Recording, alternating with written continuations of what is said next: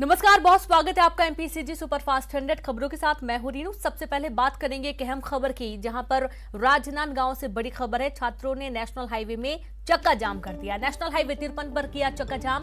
School में शिक्षकों की कमी को लेकर ये चक्का जाम किया गया है। गाड़ियों की लंबी कतारें लग चुकी हैं। बाग नदी थाना के बाग नदी का पूरा ये मामला सामने आया है, जहां पर छात्रों ने चक्का जाम कर दिया है। राजनांदगांव से आपको बड़ी खबर दे रहे हैं और इस चक्का जाम के चलते दोनों ही तरफ गाड़ियों की लंबी लाइनें लग चुकी हैं। छात्रों ने नेशनल हाईवे में चक्का जाम किया है। नेशनल हाईवे 53 में जाम किया गया है। स्कूलों में शिक्षकों की कमी के चलते इन्होंने विरोध किया और इनका ये कहना है कि पहले भी हालांकि इन्होंने कई बार मांग रखी है कि जो शिक्षक हैं उनकी नियुक्ति की जाए ताकि उनकी पढ़ाई अच्छे तरीके से हो सके, लेकिन शिक्षकों की कमी के चलते पढ़ाई काफी प्रभावित हो रही है और इसके चलते छात्रों ने चक्का जाम किया है। गाड़ियों की लंबी कतारें लग गई हैं। बाग नदी थाना के बाग नदी का ये पूरा मामला सामने आया है। नेशनल हाईवे 53 पर ये चक्का जाम किया गया।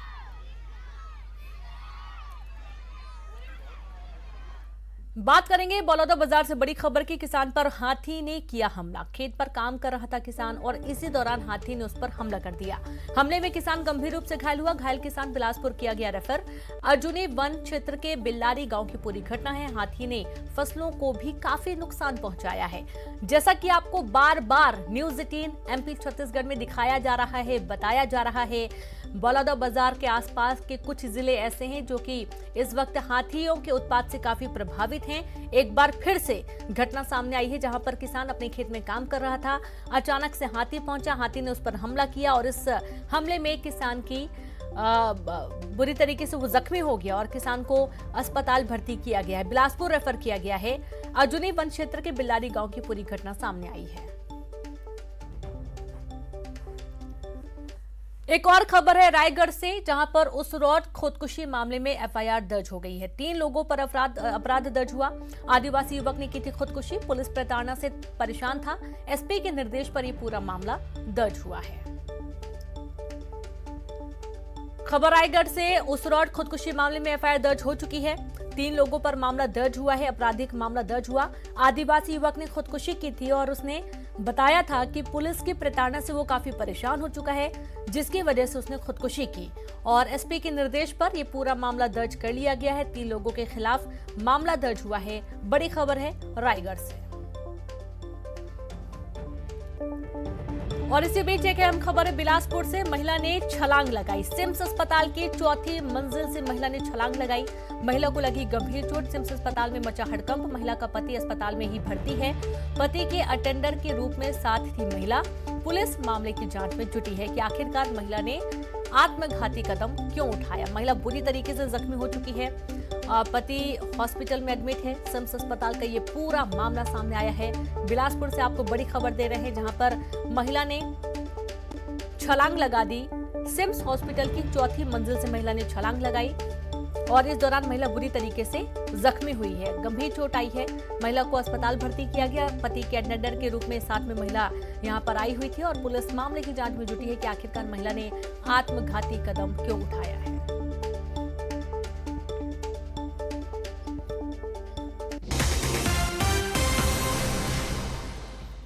ब्रेक के बाद एक बार फिर से आप सभी का स्वागत है। देश ने आज 100 करोड़ टीकाकरण के लक्ष्य को हासिल कर दुनिया के सामने नया इतिहास रच दिया। इस मौके पर केंद्रीय सूचना प्रसारण मंत्री अनुराग ठाकुर ने कहा कि यह देश ही नहीं, दुनिया के सामने यह बड़ी चुनौती थी, लेकिन भारत ने आज एक चुनौती को पार किया है। उनकी माने तो हमारे वैज्ञानिकों की बनाई वैक्सीन न सिर्फ भारत के करोड़ों लोगों का सुरक्षा कवच बनी, बल्कि दुनिया में मानवता की सुरक्षा का कवच बनी। तो वहीं अनुराग ठाकुर ने वैक्सीन पर राजनीति करने वालों को भी जवाब दिया और नेताओं पर निशाना साधा। केंद्रीय मंत्री ने कहा कि जो लोग जनता को गुमराह कर रहे थे कोरोना वैक्सीन को लेकर, आज उनको जवाब मिल गया है।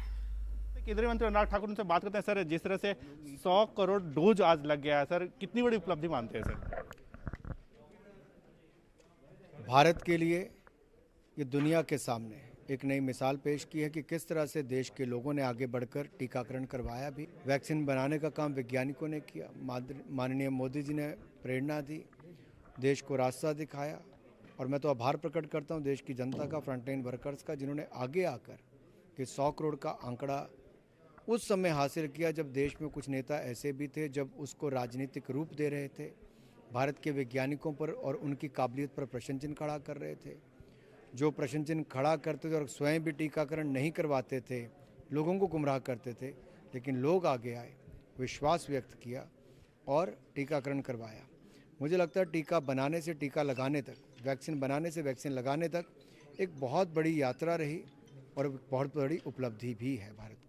आज सर अगर हम बात करें सर, आपने बहुत बड़ी यात्रा की बात की सर, बच्चों का जो वैक्सीनेशन है उसका भी ट्रायल स्टेज है सर, इसको लेकर के भी सर आगे की कोई प्लान जो है वो मुझे लगता है स्वास्थ्य मंत्रालय और हमारे एक्सपर्ट समय समय पर आपको इसकी जानकारी देते हैं।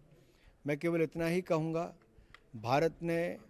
भारत की मांग तो की ही वैक्सीन बनाकर, वैक्सीन मैत्री के नाम से कुछ बहुत सारे और देशों को मदद भी की है और दुनिया ने उस कदम को सराहा भी है। प्रधानमंत्री जी सदा कहते रहे वासुदेव कुटुंबकम, कि पूरी दुनिया एक परिवार के रूप में उनको माना भी है और सराहा भी है और काम भी उस दिशा में किया है।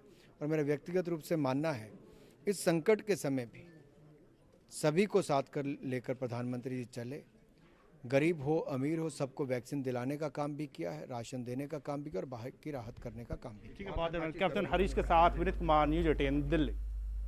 सुरक्षित सफर, सुविधा युक्त सफर सबका अधिकार है और ये अधिकार आपको मिले, इसके लिए न्यूज़ 18 ने शुरू किया है मिशन। इस मिशन में हम जान रहे हैं सड़कों का हाल, जिम्मेदारों से पूछ रहे हैं सवाल, कहां सफर पर अतिक्रमण है भारी, कहां सड़क पर की जा रही है सेंधमारी। इस मिशन में आज जानेंगे दुर्ग का हाल।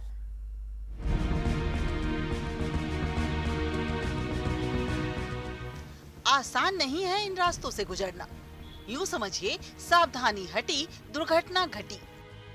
रोड पर सजे बाजार, सेंधमारी का है पूरा इंतजाम। रही सही कसर रोड पर पार्क की गई ये गाड़ियां पूरी कर रही है। इस सेंधमारी के बाद सफर के लिए सड़क मिल जाए तो शुक्र मनाइए। ये तस्वीरें दुर्ग की है। अतिक्रमण से रोड बेहाल है, सड़कें मानो गलियों में तब्दील हो गई हो। जनता टैक्स पटा रही है, सभी चीज़ों पे बराबर हर चीज़ में नगर निगम को सहयोग कर रही है, लेकिन दुर्ग नगर निगम जनता के लिए क्या कर रहा है? आज हर जगह आप कोई भी सड़क पे जाओ, वहाँ पे गड्ढे ही गड्ढे हैं। ना अमृत मिशन का काम इनसे ठीक से हो पाया। अमृत मिशन की शिकायत की गई थी, लाखों रुपए का काम ला रहे हैं, बोलते हैं सड़क पे एक भी काम अभी तक दिख नहीं रहा। रोड पर जब बाजार सस्ते हैं तो सफर सितम बन जाता है। इन रास्तों को देखिए, इनसे गुजरना जोखिम उठाने से कम है क्या? इन रास्तों पर सफर अच्छों के पसीने छूट जाए। शहर में अतिक्रमण से सड़कें इतनी संकरी हो गई है कि ट्रैफिक रेंगता है। रेल पटरी के दो भागों में विभाजित दुर्ग की जनता सबसे ज्यादा स्टेशन रोड और मालवीय नगर से लेकर शिवनाथ नदी तक बड़ी सड़क का उपयोग करती है, लेकिन ये दोनों रोड बेहाल है। इनके बीच ही शहर का सबसे प्रमुख इंदिरा मार्केट है, जहां दूर दूर से लोग खरीदारी करने पहुंचते हैं। लेकिन यहाँ भी ऐसी सेंधमारी से लोग परेशान हैं। शहर के रोड अतिक्रमण की बोझ तले दबे हैं। आरोप है कि इसमें भी वोट बैंक की राजनीति है। हमारे लिए बहुत दुर्भाग्य की बात है कि आज हम जब सड़क पे निकलते हैं तो गड्ढों से परेशान रहते हैं, जिससे हमारी जो गाड़ियाँ हैं वो एक तो बहुत क्षतिग्रस्त हो जाती हैं, उसके बाद लाइटों का प्रबंध नहीं रहता, स्ट्रीट लाइटों का प्रबंध नहीं रहता।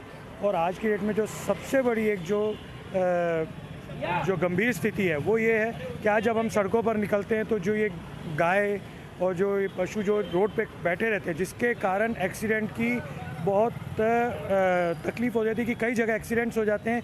ये एक बहुत गंभीर समस्या है जो आज हम दुर्ग के वासियों को झेलनी पड़ रही है।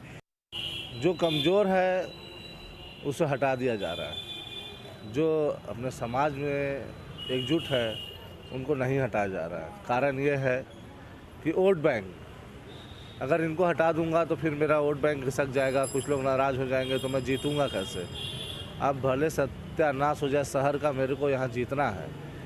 ये उद्देश्य लेके अगर नेता मैदान में उतरेंगे तो कहाँ से वो शहर सुंदर हो पाएगा? शहर सुंदर करिए, अपने आप जीत जाएंगे। ये समझ नहीं रहे अभी।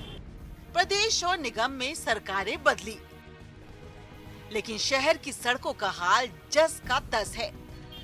सवाल पूछे जाने पर जनप्रतिनिधि समाधान के बजाय प्रशासन पर आरोप लगा रहे हैं। अतिक्रमण को बढ़ावा नहीं देना चाहिए, क्योंकि प्रशासन ही बढ़ावा देता है, उसके बाद हटाने में काफ़ी वर्ष लग जाते हैं। आज 50 सालों से लोग अपनी जीविका चला रहे हैं, उनको अचानक हटा देना उनके भरण पोषण के साथ अन्याय करना है। इसलिए मेरा कहना है कि उनकी व्यवस्था करें और उसके बाद ही उनको वहाँ से विस्थापित करें। सड़क सफर के लिए बनाए जाते हैं, ना कि गाड़ियों की पार्किंग या दुकान सजाने के लिए। ये बात सबके लिए समझना जरूरी है और इसलिए हमने शुरू किया है ये मिशन, आपके साथ मिलकर सड़क से सेंधमारी हटाना। सड़क में सेंधमारी के लिए दुर्ग से मिथिलेश ठाकुर, न्यूज़ 18।